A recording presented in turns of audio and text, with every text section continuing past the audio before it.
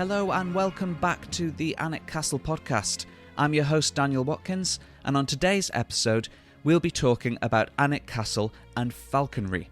We're joined by Emma from Raphael Historic Falconry to learn all about birds of prey, their history, their connection to castles, and Alnwick Castle in particular. It's a fascinating conversation, and here it is. Hope you enjoy.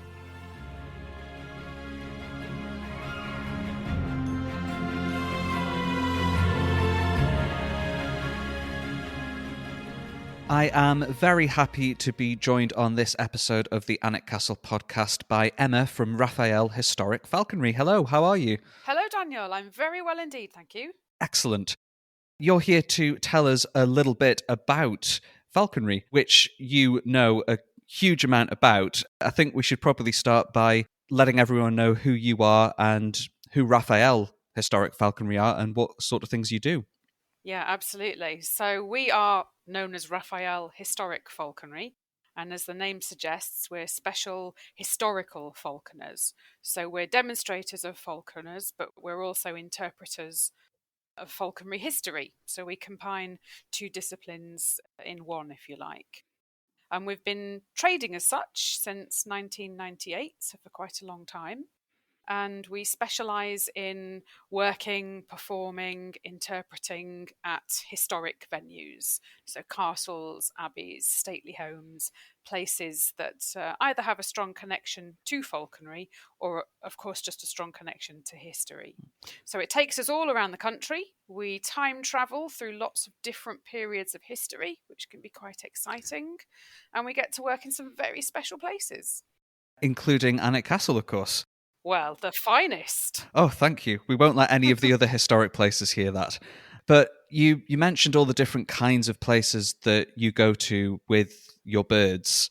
What's the significance of falconry through English history? You mentioned different time periods. How long has falconry been an important part of life in Britain? Well, it's got quite an amazing heritage. I think generally when people think of falconry in historic context, they will automatically think of falconry in the Middle Ages, because all of those old Hollywood films that we've ever watched recounting the medieval period always have people on horseback with hawks and falcons.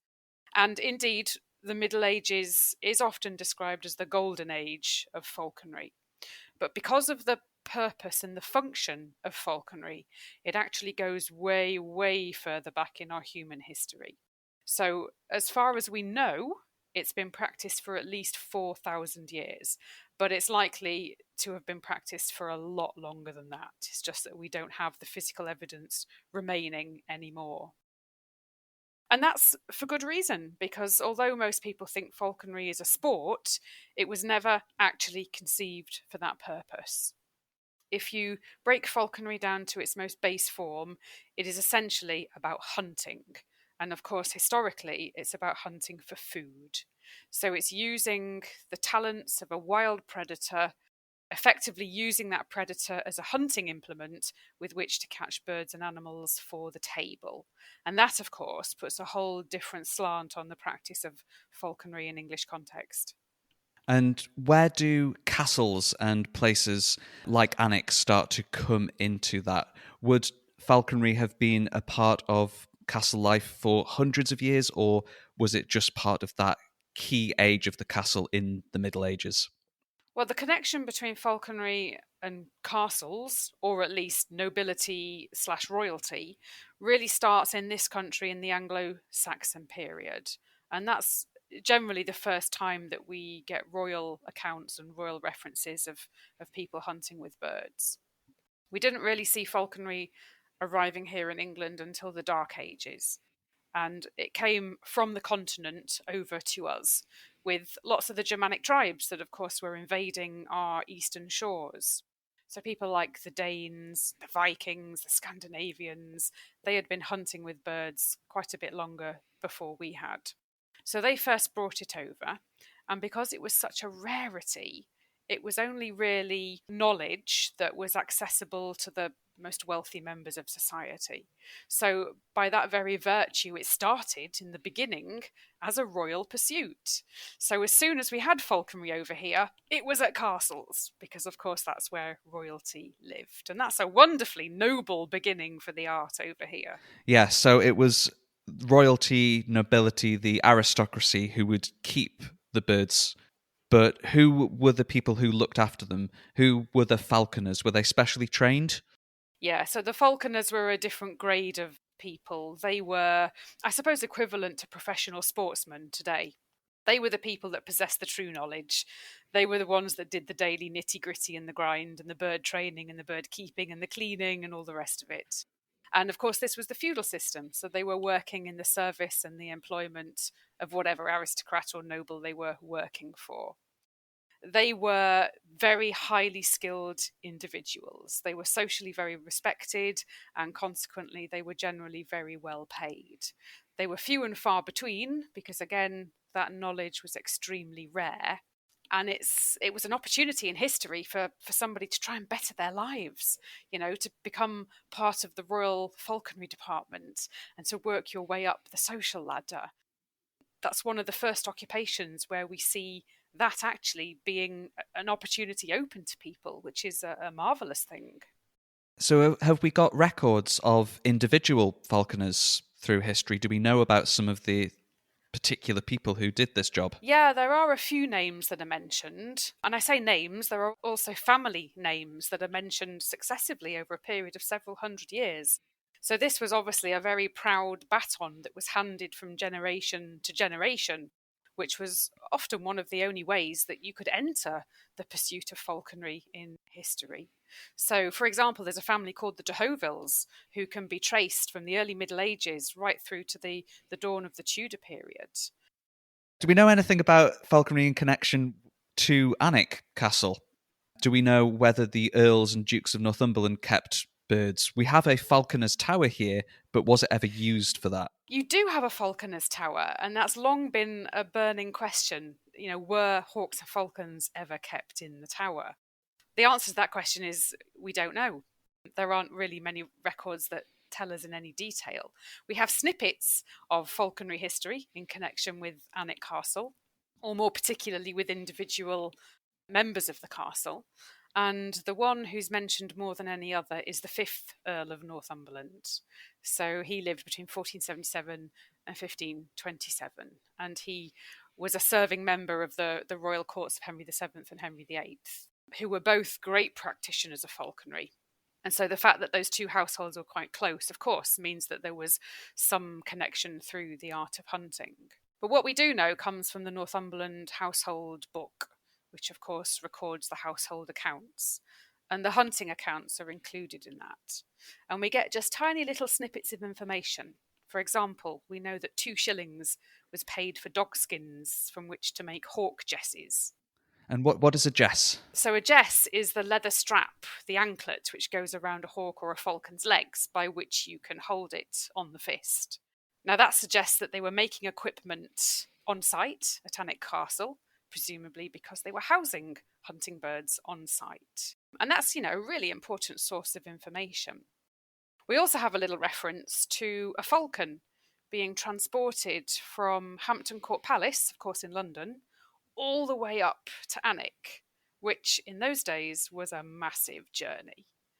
We don't know why that falcon was being taken up north. We don't know whether it was a gift, whether the Earl had purchased it, whether the king was paying it to the Earl in payment for something, service or whatever rendered.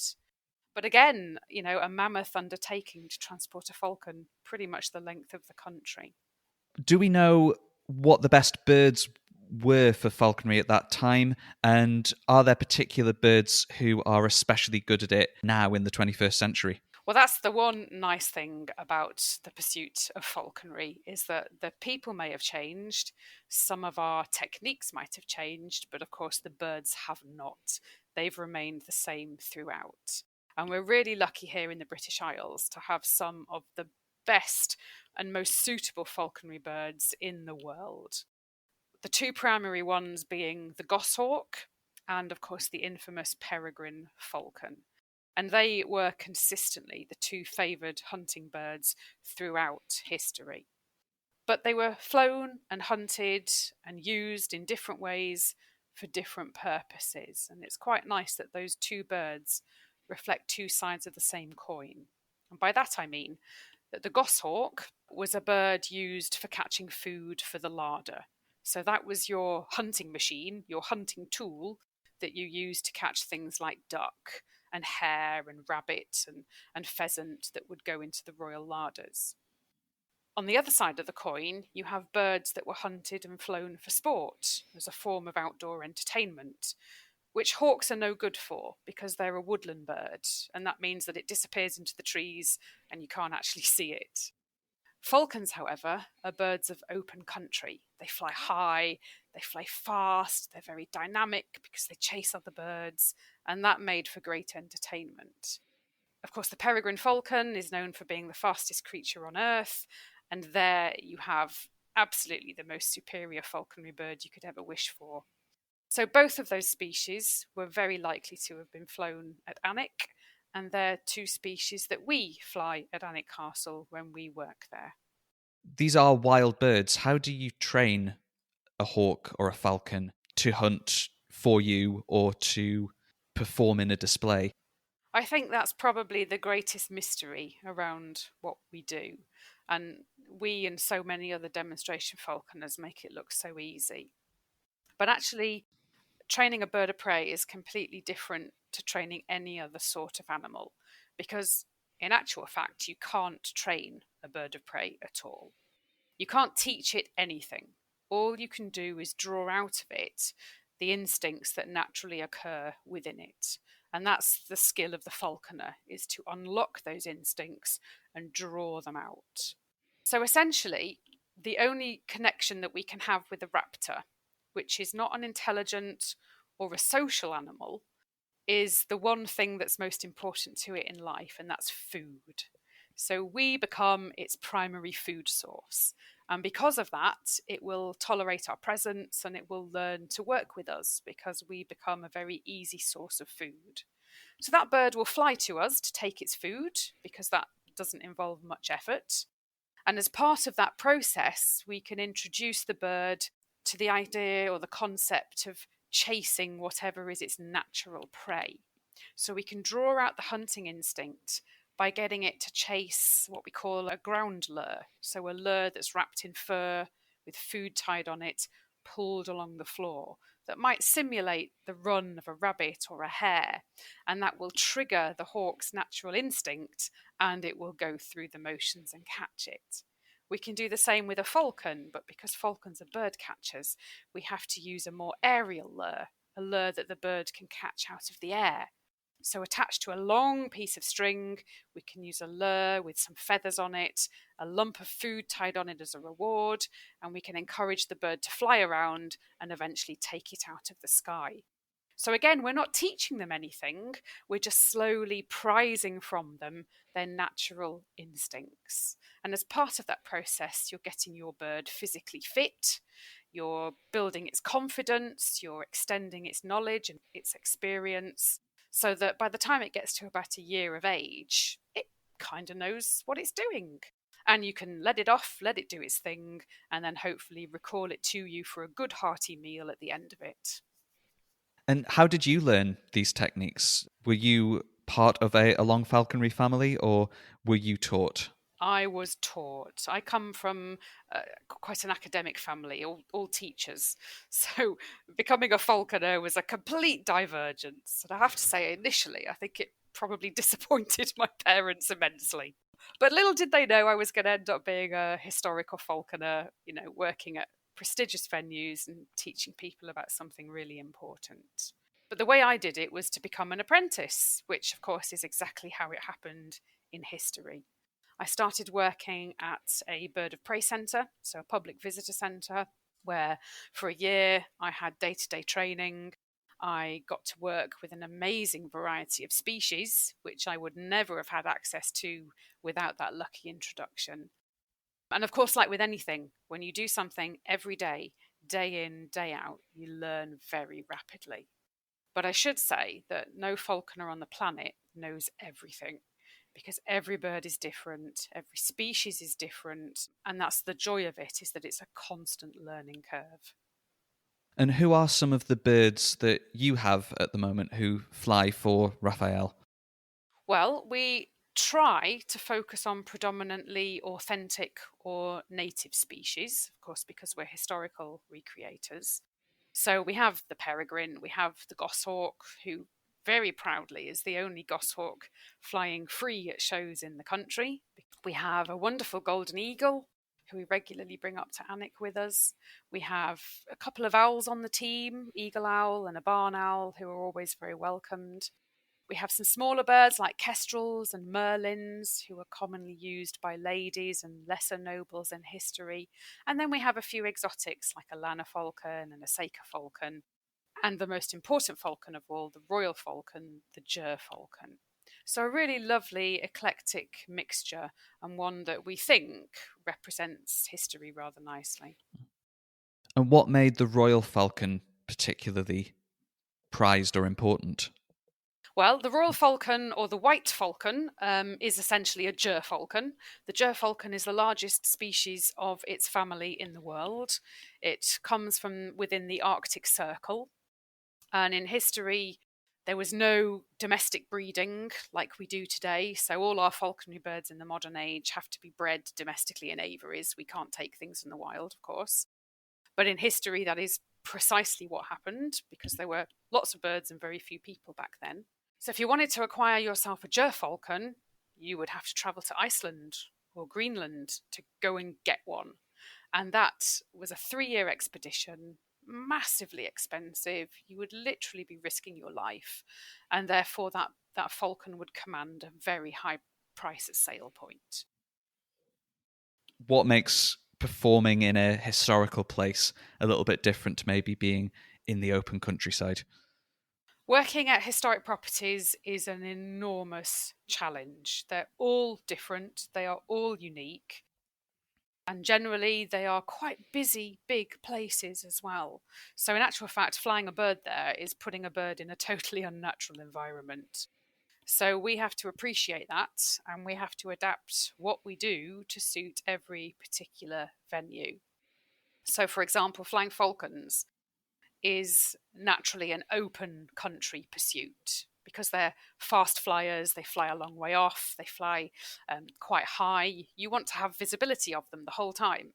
But if you're stood inside a castle with towering high walls and towers all around you, then of course you're losing line of sight all the time.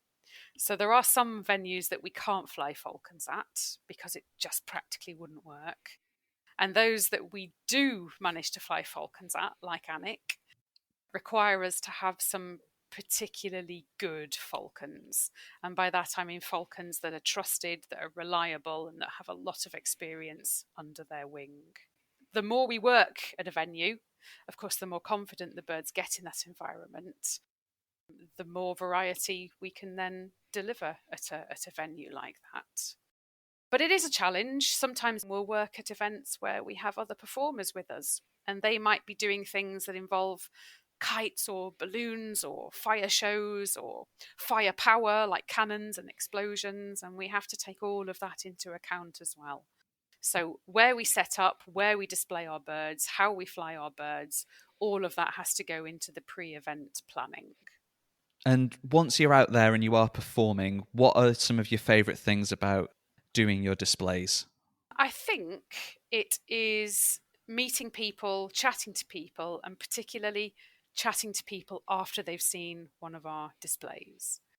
Because I think most people have a pretty fixed idea of what a falconry show is going to be like. And then they come and watch our show, and it blows their minds because it's delivered in a manner and a style that they've never experienced before. And it's quite magical. It's magical watching people connect the pieces of information and thread them together to make a story. And the one thing we get told time and time again is that our devotion and our love and our care for our birds is absolutely clear and transparent. And people really genuinely appreciate that. And they feel like we've shared a very special moment in time with them. And that's always going to be the best reward for what we do. You mentioned earlier you do perform various historical periods. Which of those periods is your favourite? What time do you like to go back to? Oh, well, we have 12 different periods of history in our repertoire, which is quite a lot. And it starts in the very late Roman period, and it comes right up to modern times with the 1940s. So we do wartime falconry. And all of the social stories in between are all completely different. So it's quite fascinating, very, very rich and wealthy in information. But I have to say, out of all of those periods, the one that I love the most is Victorian. And it's because there is such a wealth of information from the 19th century. And it's not just information about falconry history. This was the great expansion of science. It was about really trying to understand the natural history of the world around us. You have famous naturalists like Charles Darwin coming up with this grand theory of evolution and survival of the fittest, travelling all around the British Empire and seeing birds and species that they'd never encountered before. And the tales and the stories of those adventures and how they knitted together all of these facts to come up with a much better understanding of nature around us is just fascinating. And it means that when we do a Victorian show, it's actually really complicated to know what to talk about because there's so much of it. It's always a nice problem to have. Always. So, did falconry change a lot from the medieval and the Tudor period to the Victorian? Was it generally the same, or was it almost a completely different thing by that time? The practice, so the physical art, was the same, but the purpose behind it had completely changed. And that's because in the pre-shotgun era, so Middle Ages, Tudor, which is pre-firearms, if you were hunting, the best weapon you could hand yourself with was a hawk. As we enter the age of gunpowder, we develop handheld firearms. That is what then replaces the hawk.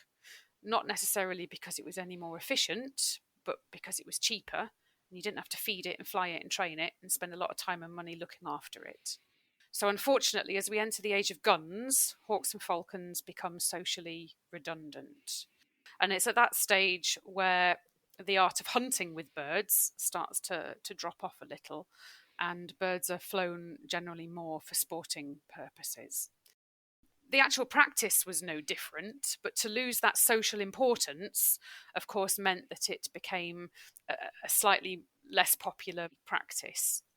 And that meant it was a genuine risk from literally disappearing because the knowledge was not getting passed on at the level it had been in previous centuries. And when you stop talking about things and passing things on, then of course eventually you lose them.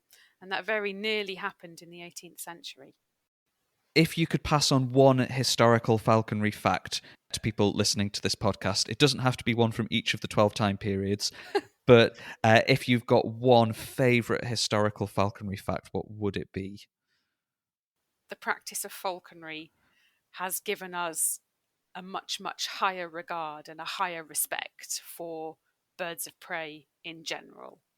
And it's that we mustn't lose, because it's that has enabled us to preserve and to conserve and to save the species that we have today. So I suppose that calls to mind a little phrase, not a fact as such, but a phrase that I read once in a book. And it said very simply that falconry is like ivy. It grows around things.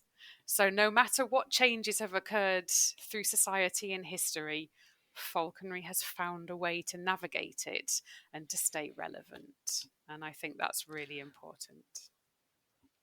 And that is a lovely way to end our conversation. So thank you very much indeed, Emma, for joining us on the podcast today. Before you go, if you would like to let people know where they can find Raphael Historic Falconry online and whether you will be returning to Alnwick Castle to perform in 2022. I believe our first visit will be at Easter, over the bank holiday weekend. So if people are interested to find out what we do, then come along and see us then.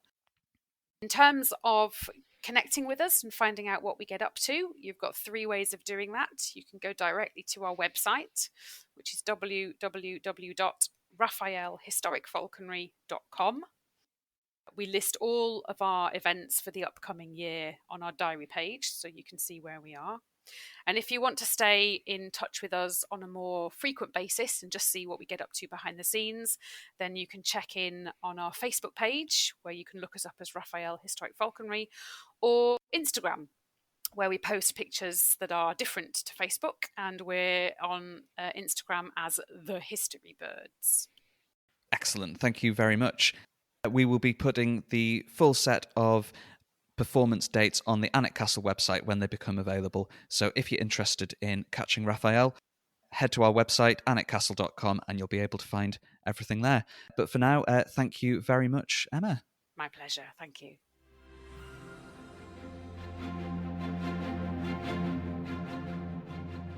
So that was Emma from Raphael Historic Falconry, and you'll be able to find out more about when they're performing their displays at Alnwick Castle in 2022 by visiting our website, alnwickcastle.com. On the next episode of the podcast, we'll be exploring another part of Alnwick Castle's history.